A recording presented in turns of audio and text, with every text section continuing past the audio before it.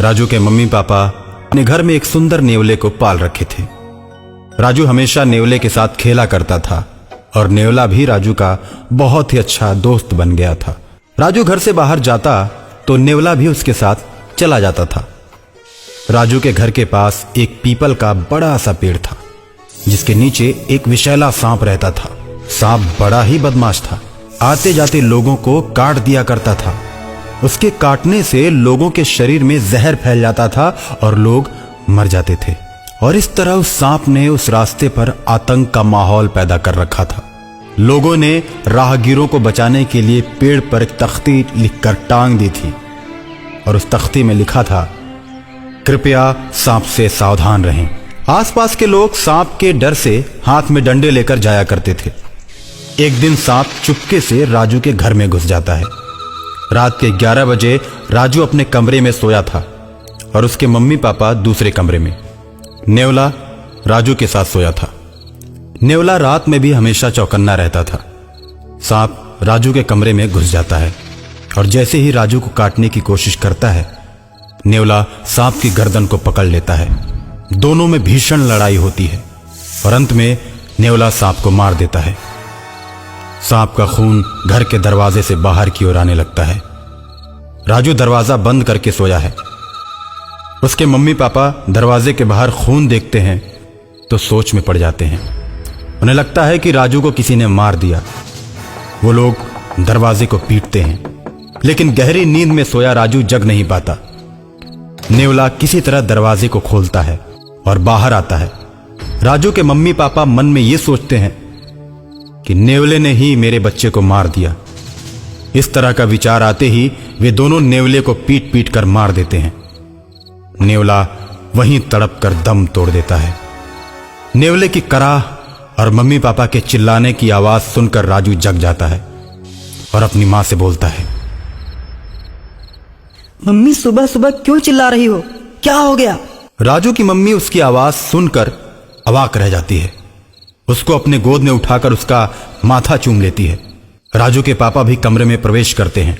कमरे की light on करते हैं तो देखते हैं कि वहां पर सांप मरा पड़ा है और उसका खून दरवाजे के बाहर तक आया है।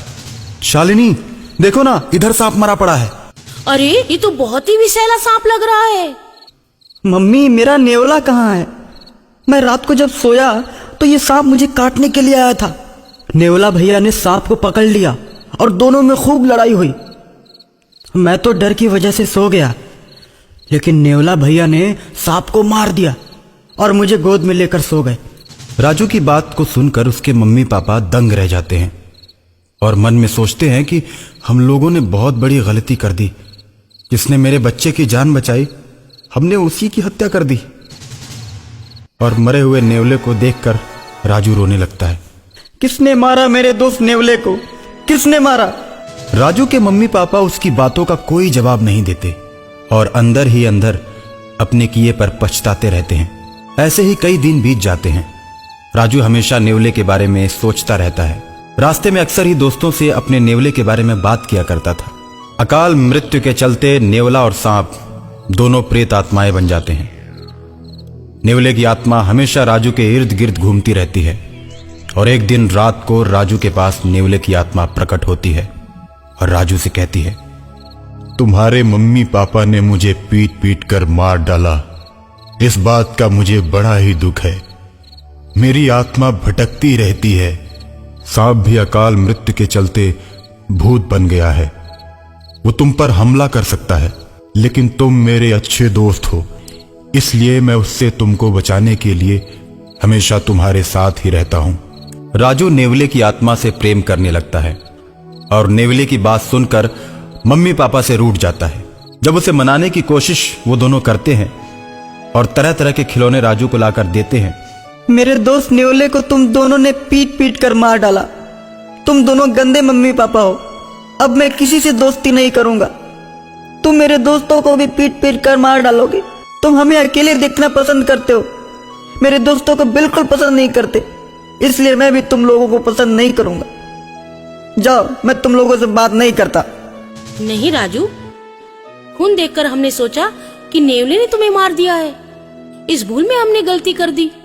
नहीं राजू, मम्मी पापा को ऐसा नहीं बोलते।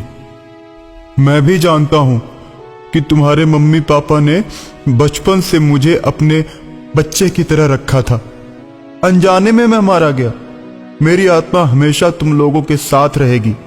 जब भी तुम्हारे ऊपर संकट आएगा, मैं तुम लोगों की मदद करता रहूंगा। और अचानक एक दिन सांप का भूत राजू को मारने के लिए आता है। राजू को अपनी पूंछ में लपेटकर हवा में उड़ जाता है। राजू मदद के लिए अपने दोस्त नेवले को याद करता है।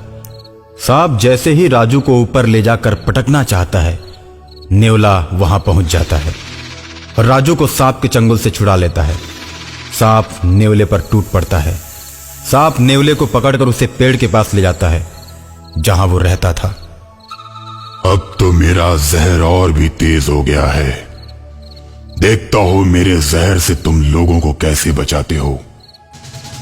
इतना कहकर सांप गायब हो जाता है और बहुत से लोगों को काटकर उन्हें मौत के घाट उतार देता है। लोगों को परेशान देखकर एक तांत्रिक बाबा आते हैं और कहते हैं, एक सांप भूत बन चुका है, वही लोगों को मार रहा है। बाबा, हमें उस सांप के प्रकोप से बचाइए, नहीं तो वो हम सबको मार देगा। तुम लोग परेशान मत हो। ऐसा कहकर तांत्रिक बाबा बीन बजाने लगते हैं। बीन की आवाज सुनते ही सांप की आत्मा मदमस्त होकर तांत्रिक बाबा के पास चली आती है और तांत्रिक बाबा बोतल का ढक्कन खोलकर सदा के लिए उसकी आत्मा को उसी में कैद कर लेते हैं और शहर को सदा के लिए सांप के भय से मुक्त कर देते हैं।